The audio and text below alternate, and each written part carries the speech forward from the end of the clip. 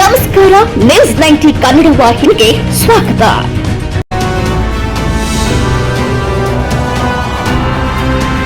ಉಗ್ರರ ಕೃತ್ಯ ಖಂಡಿಸಿ ಜನಸೇವಾ ಫೌಂಡೇಶನ್ ವತಿಯಿಂದ ಪ್ರತಿಭಟನೆ. ಮಾನ್ವಿ ಪಟ್ಟಣದ ಅಂಬೇಡ್ಕರ್ ವೃತ್ತದ ಬಳಿ ಮೇಣದ ಬತ್ತಿ ಮೂಲಕ ಪ್ರತಿಭಟನೆ.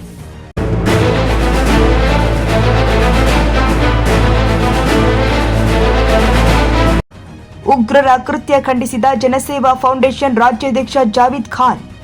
ನಾವೆಲ್ಲರೂ ಒಂದಾಗಬೇಕೆಂದ ಜಾವೀದ್ ಖಾನ್. ಪ್ರವಾಸದ ಮೂಲಕ ಪರಿಸರ ವೀಕ್ಷಣೆ ಮಾಡಲು ತೆರಳಿದ್ದ ಅಮಾಯಕರ ಮೇಲೆ ಪಾಪಿಗಳು ಗುಂಡಿನ ಸುರಿಮಳೆಗೈದಿದ್ದು ಅತ್ಯಂತ ಹೇಯ ಕೃತ್ಯ ಎಂದು ಜನಸೇವಾ ಫೌಂಡೇಶನ್ ರಾಜ್ಯಾಧ್ಯಕ್ಷ ಜಾವೀದ್ ಖಾನ್ ತಿಳಿಸಿದರು. ರಾಯಚೂರು ಜಿಲ್ಲೆಯ ಮಾನ್ವಿ ಪಟ್ಟಣದ ಅಂಬೇಡ್ಕರ್ ವೃತ್ತದ ಬಳಿ ಪಹಲ್ಗಾಮ್ನಲ್ಲಿ ನಡೆದ ಘಟನೆ ಖಂಡಿಸಿ ಮೇಣದ ಬತ್ತಿ ಹಚ್ಚುವ ಮೂಲಕ ಶ್ರದ್ಧಾಂಜಲಿ ಸಲ್ಲಿಸಿ ಮಾತನಾಡಿದರು. ದೇಶದ ದ್ರೋಹಿಗಳು ನಮ್ಮ ದೇಶದೊಳಗೆ ಬರಬೇಕಂದ್ರೆ ಮಾರ್ಗ ಯಾವುದು ಅಂತ ಕೇಂದ್ರ ಸರ್ಕಾರ ಕಂಡು ಹಿಡಿಯುವ ಮೂಲಕ ತಕ್ಕ ಕ್ರಮ ಜರುಗಿಸುವ ಕೆಲಸ ಮಾಡಬೇಕು ಅಂತ ಆಗ್ರಹಿಸಿದ್ರು. ಕೇಂದ್ರ ಸರ್ಕಾರ ಪಹಲ್ಗಾಮ್ನಲ್ಲಿ ನಡೆದ ಘಟನೆಯನ್ನ ಗಂಭೀರವಾಗಿ ಪರಿಗಣಿಸಿ ಪಾಕಿಸ್ತಾನಕ್ಕೆ ಕೊಡ್ತಾ ಇರುವ ಸೌಲಭ್ಯಗಳನ್ನ ಕೂಡಲೇ ರದ್ದುಪಡಿಸಿ ನಮ್ಮ ದೇಶದ ಶಕ್ತಿ ಏನೆಂದು ಕೇಂದ್ರ ಸರ್ಕಾರ ತೋರಿಸುವ ಕೆಲಸ ಮಾಡಬೇಕು ಎಂದಿದ್ದಾರೆ. ನಿರಂತರ ಸುದ್ದಿಗಳಿಗಾಗಿ ನೋಡ್ತಾ ಇರಿ ನ್ಯೂಸ್ 90 ಕನ್ನಡ.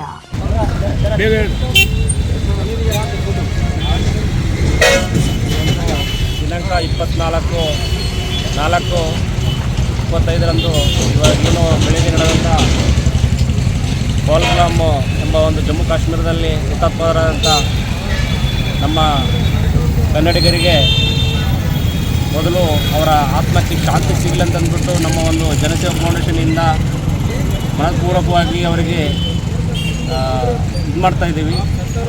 ಸೊ ಹಾಗಾಗಿ ಏನಪ್ಪ ಅಂದ್ರೆ ಈಗಿನ ಜನಸೇವಾ ಫೌಂಡೇಶನ್ ಯಾವಾಗಲೂ ಈ ಒಂದು ಕಾರ್ಯಕ್ರಮಗಳಿಗೆ ಬದ್ಧರಾಗಿರ್ತೀವಿ ಅಂತಂದು ಹೇಳೋಕ್ಕೆ ಇಷ್ಟಪಡ್ತೀವಿ. ಅವರ ಒಂದು ಆತ್ಮಕ್ಕೆ ಶಾಂತಿ ಸಿಗಲಿ ಅಂತಂದ್ಬಿಟ್ಟು ನಮ್ಮ ಕುಟುಂಬಸ್ಥರಿಗೆ ಆ ದೇವರು ತಾಳ್ಮೆ ಮತ್ತು ಶಾಂತಿಯನ್ನು ಕೊಡಲಿ ಅಂತಂದ್ಬಿಟ್ಟು ಈ ಒಂದು ಜನಸೇವಾ ಫೌಂಡೇಶನ್ ವತಿಯಿಂದ ನಾವು ಹೇಳಕ್ಕೆ ಇಷ್ಟಪಡ್ತೀವಿ. ಧನ್ಯವಾದ.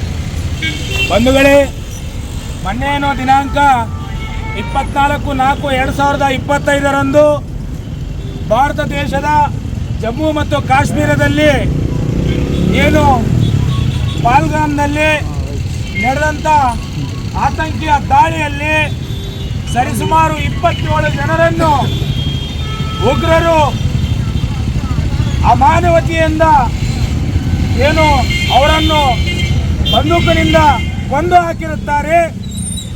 ಅದಕ್ಕಾಗಿ ಈ ದೇಶ ಕಾಯುವ ಗಡಿಯಲ್ಲಿ ಸಂಪೂರ್ಣವಾಗಿ ಏನು ಕೇಂದ್ರ ಸರ್ಕಾರದ ವೈಫಲ್ಯತೆ ಎದ್ದು ಕಾಣುತ್ತದೆ. ಏನು ನಾವು ಹೋದ 3 ವರ್ಷಗಳ ಹಿಂದೆ ಏನು ಪುಲ್ವಾಮಾದಲ್ಲಿ 52 ಯೋಧರು RDXನ ಒಂದು ಬಾಂಬ್ ಸ್ಫೋಟದಿಂದ ಮೃತಪಟ್ಟಿದ್ರು. ಅದು ಇನ್ನೂ ಆ ಗಾಯ ನಮ್ಮಲ್ಲಿ ಇನ್ನೂ ಹಸಿಯಾಗಿದೆ.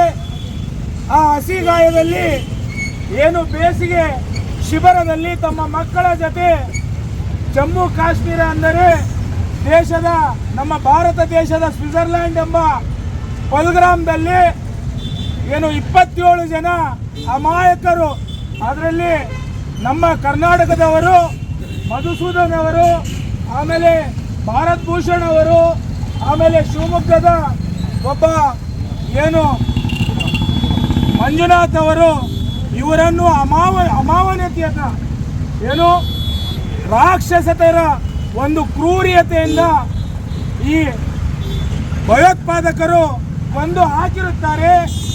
ಇವರಿಗೆ ತಕ್ಷಣವೇ ಕೇಂದ್ರ ಸರ್ಕಾರ ಎಚ್ಚೆತ್ತುಕೊಂಡು ಇಂಥ ಭಯೋತ್ಪಾದಕರನ್ನು ಮಟ್ಟ ಹಾಕಬೇಕು. ನಮ್ಮ ದೇಶ ಇವತ್ತು ಭಯಭೀತಿಯ ವಾತಾವರಣದಲ್ಲಿದೆ. ಅದಕ್ಕಾಗಿ ನಾವೆಲ್ಲರೂ ಏನು ಇವರ ಆತ್ಮಕ್ಕೆ ಶಾಂತಿ ಸಿಗಲಿ, ಏನು ಇವರ ಕುಟುಂಬಕ್ಕೆ ಆ ದೇವರು ತಾಳ್ಮೆ ಕೊಡುವಂಥ ಶಕ್ತಿ ಕೊಡಲಿ, ಏನು ಅವರ ಮಕ್ಕಳ ವಿದ್ಯಾಭ್ಯಾಸಕ್ಕೆ ಕೇಂದ್ರ ಸರ್ಕಾರ ಹೆಚ್ಚಿನ ಒಂದು ಆದ್ಯತೆ ಕೊಡಲಿ. ಆಮೇಲೆ ಈ ಭಯಭೀತಿಯ ವಾತಾವರಣವನ್ನು ಸೃಷ್ಟಿ ಮಾಡಿರುವಂಥ ಕೇಂದ್ರ ಸರ್ಕಾರ ಇವತ್ತು ನಮಗೆ ಉತ್ತರ ಕೊಡಬೇಕಾಗಿದೆ. ಮಾನ್ಯ ಗೃಹ ಮಂತ್ರಿಗಳೇ, ಮಾನ್ಯ ಅಮಿತ್ ಶಾ ಅವರೇ, ಮಾನ್ಯ ನರೇಂದ್ರ ದಾಮೋದರ್ ದಾಸ್ ಮೋದಿ ಅವರೇ, ತಾವು ದಯವಿಟ್ಟು ಗಮನ ಹರಿಸಿ ಇಲ್ಲಿ ಜಾತಿಯ ವಿಷ ಬೀಜವನ್ನು ಹಚ್ಚುವ ಮೂಲಕ ಏನು ಇವತ್ತು ನಮ್ಮೊಡನೆ ಮನಸ್ತಾಪವನ್ನು ಹುಟ್ಟಿಸ್ತಾ ಇದ್ದೀರಿ, ಅದಕ್ಕೆ ದಯವಿಟ್ಟು ಕಡಿವಾಣ ಹಾಕಿ ಏನು ಮಾನವೀಯತೆ ದೃಷ್ಟಿಯಿಂದ ಏನು ಆ ಭಯೋತ್ಪಾದಕರು ನಮ್ಮ ಗಡಿಯಲ್ಲಿ ಬಂದಿದ್ದಾರೆ, ತಮ್ಮ ರಾ ಏಜೆನ್ಸಿಗಳು ತಮ್ಮ ಇಂಟೆಲಿಜೆನ್ಸಿ ಏಜೆನ್ಸಿಗಳು ಸಂಪೂರ್ಣವಾಗಿ ವಿಫಲವಾಗಿವೆ. ಏನೋ ಗಡಿಯಿಂದ ಒಂದು ಪೆನ್ನು ಬರಬೇಕಾದ್ರೂ ಗಡಿಯ ಪರವಾನಗಿ ಇಲ್ಲದೆ ಬರೋಕ್ಕೆ ಸಾಧ್ಯನೇ ಇಲ್ಲ.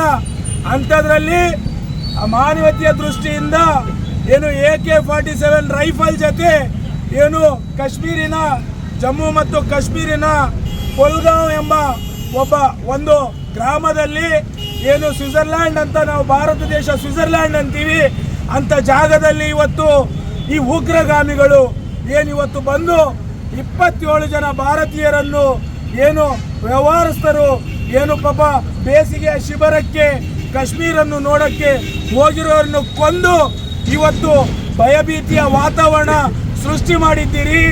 ತಮ್ಮ ರಾಜಕೀಯದ ಒಂದು ನಿಲುವಿಗಾಗಿ ಅಮಾಯಕರು ಇವತ್ತು ಬಲಿಯಾಗ್ತಾ ಇದ್ದಾರೆ.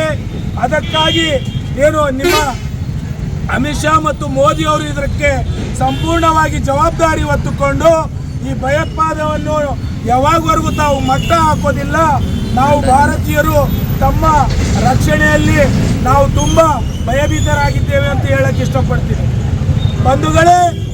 ಆಮೇಲೆ ಸ್ವಲ್ಪ ನಾವು ಗಮನ ಹರಿಸಿ ನೋಡಬೇಕು, ಅಲ್ಲಿರುವಂಥವರು ಏನು ಕಾಶ್ಮೀರಿನ ನಿವಾಸಿಗಳು ಏನು 27 ಜನ ಮೃತಪಟ್ಟಿರುತ್ತಾರೆ, ಅವರನ್ನೆಲ್ಲರನ್ನು ಏನು ಸರಿಯಾಗಿ ಅವರ ಮನಸ್ಥಿತಿಯಿಂದ ಅವರಿಗೆ ಸಹಾಯ ಮಾಡುತ್ತಾ ಅವರ ಕುಟುಂಬವನ್ನು ಕರೆದುಕೊಂಡು ಅವರ ಕುಟುಂಬಕ್ಕೆ ಸಾಂತ್ವನಗಳು ಹೇಳಿ ಅವರಿಗೆ ಧೈರ್ಯವನ್ನು ತುಂಬಿ ಇವತ್ತು ಆ ಕುಟುಂಬಗಳಿಗೆ ಸರಿಯಾಗಿ ತಮ್ಮ ತಮ್ಮ ರಾಜ್ಯಗಳಿಗೆ ವಾಪಸ್ ಕಳಿಸುವಲ್ಲಿ ಜಮ್ಮು ಮತ್ತು ಕಾಶ್ಮೀರಿನ ನಿವಾಸಿಗಳು ಯಶಸ್ವಿಯಾಗಿ ಕಾರ್ಯಾಚರಣೆ ಮಾಡಿದ್ದಾರೆ.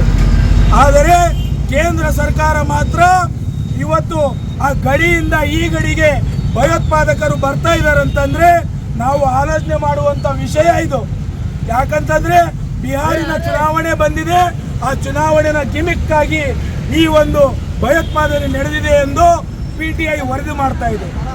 ಅದೇ ಪುಲ್ವಾಮಾದಲ್ಲಿ 52 ಜನ 2019 ಲೋಕಸಭೆ ಚುನಾವಣೆ ಸತ್ತಿದ್ರು, ತಮ್ಮ ರಾಜಕೀಯ ಬೇಲೆ